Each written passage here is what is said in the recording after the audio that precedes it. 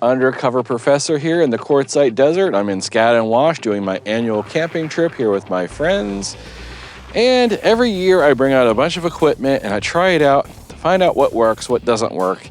This year I have a whole set of equipment that I didn't have last year. Last year's video was very popular, so I decided to go ahead again to show you what I use as the professor when I boondock in the desert. And I have no hookups. Everything out here is what I bring. So I brought a bunch of solar panels, a bunch of batteries, different power stations, stuff different from last year. So what did I bring this year? What's working for me? And what is going to be part of my permanent setup? Let's find out.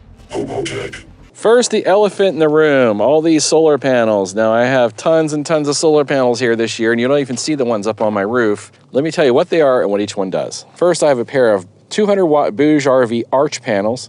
I have them laying flat on the ground because the wind here is ferocious and they kept flipping over. I found out laying them on the ground was just fine.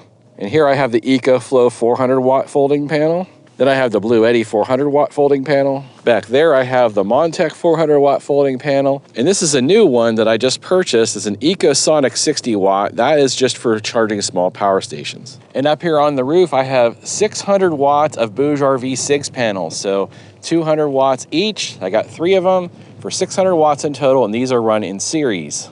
And for those curious about the 600 watts of SIG panels on the roof, I max out at about 350 out of the 600. Now those are laying flat and they are getting shaded all day long by something on my roof. One of the vents pretty much all time during the day is shading one of the 3 panels. So you can see very consistent results over the last 3 days. I get about 330 to 350 out of the 600 laying flat on my roof in Quartzsite in the dead of winter. That's actually considered pretty good. And here's a real-time reading right around solar maximum, getting about 338 watts-ish. And that is with all my panels laying flat on the roof. All right, let's start with the Blue Eddy. I keep the AC200L in here with a B230 battery. So this is what I run all my AC power in my RV from.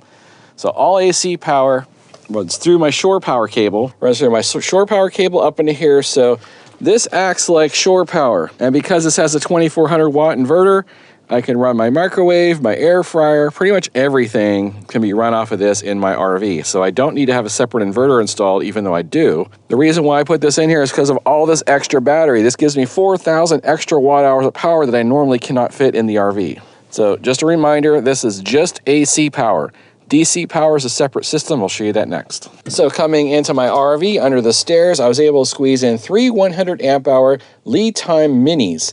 Now this is not enough power for me, so this year I added on another 230 amp hour lead time plus battery. I got this one because it's extra compact. It's really small for the amount of power. This gives you another 230 amp hours on top of the 300 it's in there for a total of 530 watt hours. That's finally plenty enough to run all my DC appliances. So you might be asking, Professor, why in the world do you need 530 amp hours of batteries? Well, my refrigerator is 12 volt, my furnace is 12 volt, and most importantly, my Starlink is 12 volt. And the Starlink runs 24 hours a day, uses a lot of power.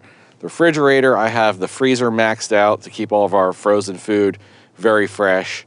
And I do run the furnace during the day some, and then at night because it gets really cold here in Quartzsite. Those are the 3 main things. Of course, I have a DC powered TV, DC powered lights, and I have other DC powered stuff. In fact, I plug my laptop into DC power as well. So I do have a lot of DC loads, and I like to keep my batteries at least 50% charged at all times in case we have bad weather. So with 530 amp hours of power, I use about half of that a day. The other half is just in reserve. So I do have a Renogy 2000 watt inverter under my seat. I do have a Victron shunt that tells me how much I'm charged. Right now I'm at 97.5%. So I can push this button and get AC power in the RV. However, that runs off my 12 volt batteries I have here under the stairs. And like I said, I don't want to run my AC power through the same batteries I'm running on my DC or I'd run out. Just in a long-term boondocking situation. Now, if I'm only boondocking for a couple of days, a weekend, then I have no problem just using the onboard batteries and using my onboard inverter. But if I'm out here for a month, which I typically am, I need a lot more power, especially when we have bad weather. Now, we've been fortunate to have really good weather this year, but in years past, we've had rainy, cloudy, overcast days where pretty much solar is kind of useless. So I want to make sure I have extra battery power this year so I wouldn't have to run my generator at all. That was my promise to myself this year, 0 generator hours. So everything I am doing this year is solar and batteries only, and so far so good. But I have another week to go before I leave, and it looks like there's no rain in the forecast. So it looks like I am probably going to make my promise to myself. So why do I need all this AC power? Well, I have an air fryer. I love this air fryer. I use it every day. I got my Keurig, love that, use that every day. Of course, I have a microwave. I use that every day. My TV in the bedroom, a bunch of other appliances I have here are all AC power. So I split the load between the Bluetti doing all my AC power and the batteries doing all my DC power, and that gives me more than enough power. I pretty much don't discharge more than 50% a day for both AC and DC. That gives me a spare day in case it's really cloudy or something else happens.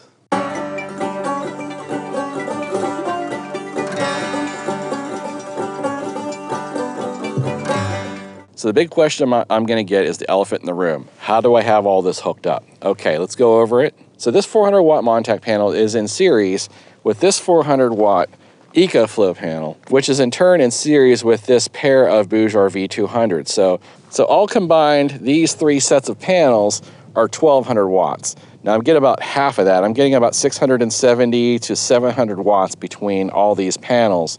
And this all goes into the Bluetti AC200L. So you're probably wondering, out of the 1200 watts that I have going into the Bluetti, how much do I actually get? Well, I'm at peak solar right now and I'm getting about 680 watts. It fluctuates a little bit, but 680 seems to be about the peak on a clear day. So you can see we're at solar maximum. It is about 12:30 in the afternoon. Skies are clear, but we do have some dust that has been blown up, so that is definitely affecting the output.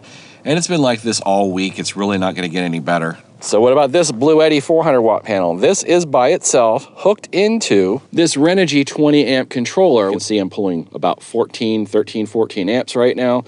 That goes into the side of my RV. Now this is limited to 400 watts because of the wiring inside the RV. So I can only put one solar panel on this.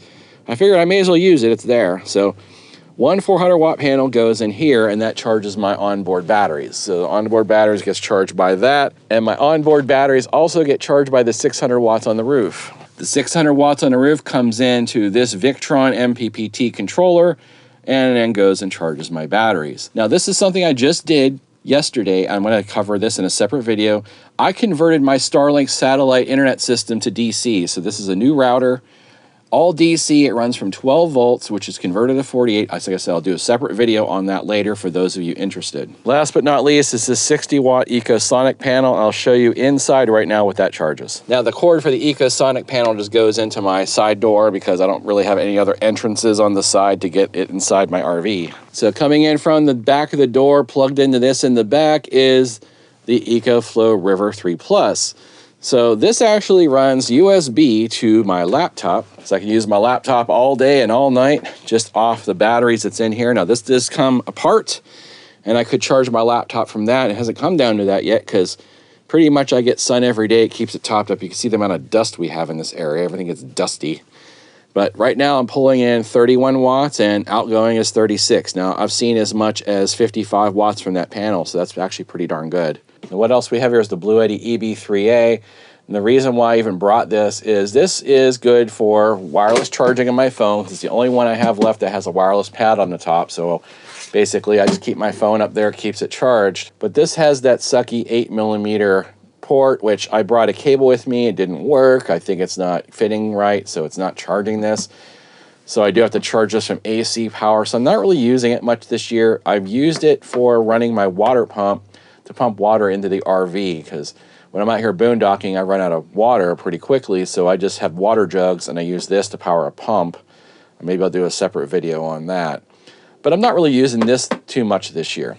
What I'm using instead, besides that EcoFlow Plus, is the Hands-Free 1 by Bluetti. And this thing's been a trooper because I can run my laptop off of this 100 watt port. And very easily I can charge it from an XT60, which is the same connector that the EcoFlow uses. So EcoFlow and Bluetti now use the same connectors, which means I only need one cable. And to show you, this is the cable that I'm using for both EcoFlow and Bluetti now. So one cable, multiple power stations. That keeps things simple. This just runs outside. And that generally keeps it topped up all day long. You can see it's just holding 97%. I've been using my laptop pretty much all morning. So basically with the hands-free, I swapped this out with that EcoFlow, so I take turns charging, but I really haven't had to swap it too much so far this trip. I do use this once in a while to charge my laptop. And I brought the BougeRV Juice Go, because this has a little inverter in it. This can run my projector. It also can be charged by USB, so that's another reason why I brought this, because I can charge it with DC directly. I did not need a special power adapter for it. And this little power bank, you guys have seen these on many of my reviews. I brought this out with me to run my VR, so I can stick this in my pocket, run a cable from this to my VR headset, and keep it running all night long so we can all take turns playing games. So everything here has a purpose. So I'm always asked, what do I use while I'm camping? Well, now you know what I use while I'm camping. So I've been boondocking out here for several weeks. Got one more week to go, and that's going to be it for the year. I'll be going back to work. By the time you guys see this video, I'll already be home. So hopefully this answered your questions. What do I use while I'm boondocking? I'm going to have links in the description of this video to every one of the products that I mentioned today and that I talked about. So if you're interested in duplicating my setup, you can certainly do that. Thanks for watching. Until next time.